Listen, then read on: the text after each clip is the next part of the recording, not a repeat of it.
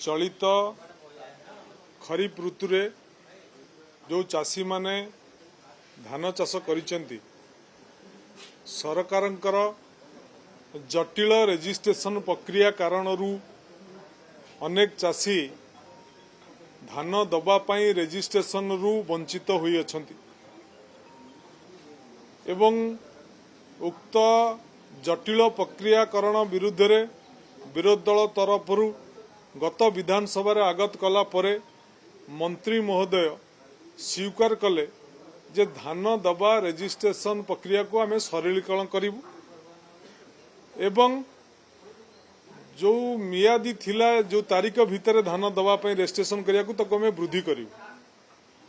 किंतु मंत्री महोदय उक्त तारीख को वृद्धि कले नाही कि चाषी मानकर समस्या को विचार कले नाही तेणु से परिप्रेक्षी रे आज शून्य काल रे जो चाषी माने चाष करिसेंती धान दबा पाई रेजिस्ट्रेशन रु वंचित अछंती तांकु सरकार तुरंत रेजिस्ट्रेशन भुक्त करिवार आवश्यकता अछि जदि सरकार कोनोसी बाट पाउ नाहंती